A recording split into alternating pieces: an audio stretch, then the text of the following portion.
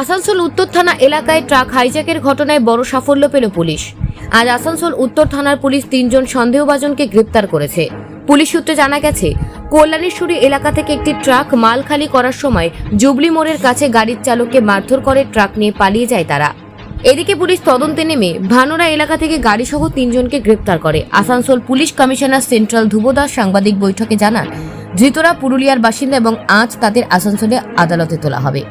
পুলিশের এই সাফল্য এলাকায় এক বড় ধরনের অপরাধের পরিসমাপ্তি ঘটালো। এখনো পর্যন্ত জানা যায়নি তাদের উদ্দেশ্য কি ছিল, তবে এই ঘটনায় স্থানীয় বাসিন্দাদের মধ্যে উত্তেজনা বৃদ্ধি পেয়েছে।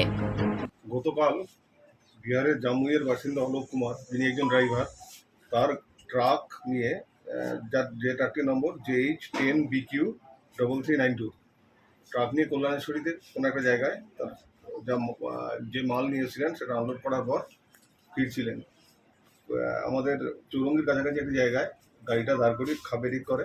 সেটা এনে 3 জন অপরিচিত লোক গাড়িতে উঠে ওকে মারধর করে এবং গাড়ি এগিয়ে নিয়ে চলে যেতে বলে।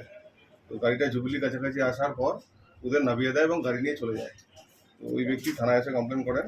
আমরা একটা স্পেসিফিক কেস স্টার্ট করি এবং ইনভেস্টিগেশনের চলাকালীন আমরা সোর্স ইনফরমেশন পাই যে ভানোরা কলিয়ারির আশেপাশে ট্রাকটাকে দেখা গেছে। তখন আমাদের পুলিশ টিম ওখানে যায়, ওই ট্রাকটাকে পায় এবং সঙ্গে যে 3 জন ট্রাকটাকে ছিনতাই করেছিল, স্ন্যাচ করেছিল, তাদের আমরা ধরি এবং তাদের আজকে আমরা আমাদের কোর্টে ফরওয়ার্ড করছি এবং পুলিশ রিমান্ডে নেব।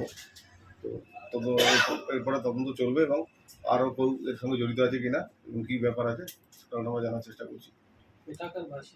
এরা প্রত্যেকেই আপনার বিহারের, এরা প্রত্যেকে পুরুলিয়ার বাসিন্দা।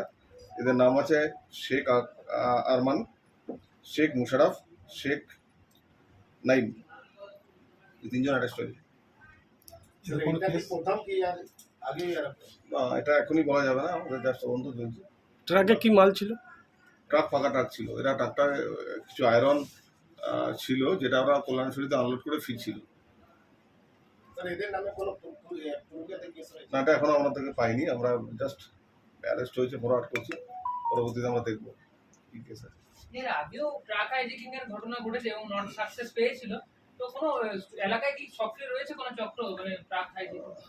এর আগেও ডেফিনেটলি প্রিভিয়াস কিছু কেস ছিল, সেগুলো আমরা ডিটেক্ট করেছি, অ্যারেস্ট করেছি। এটাও আর একটা কেস আমরা সবেমাত্র অ্যারেস্ট করেছি। তো ডেফিনেটলি এখানে এসে ওরা করেছে, সেটা তো আমরা অস্বীকার করতে পারবো না। বাট দেখছি আর কোনো চক্র আছে কিনা। শুধু কি ট্রাক হাইজ্যাক না, আরো বিভিন্ন সাথে এরা জড়িত আছে? না, এখনই বলা সম্ভব নয়। জাস্ট আমরা অ্যারেস্ট করে ফরওয়ার্ড করছি, রিমান্ড আসুন, তারপর দেখব। কদিনের রিমান্ড চেয়েছেন? আমরা জেনারেলি 14 দিনেরই চাইছি। এই ধরনের ক্রাইমে যারা জড়িত থাকে তাদের আমরা 14 দিনের রিমান্ড চাই। কতদিন এলাও করে দেখা যায়।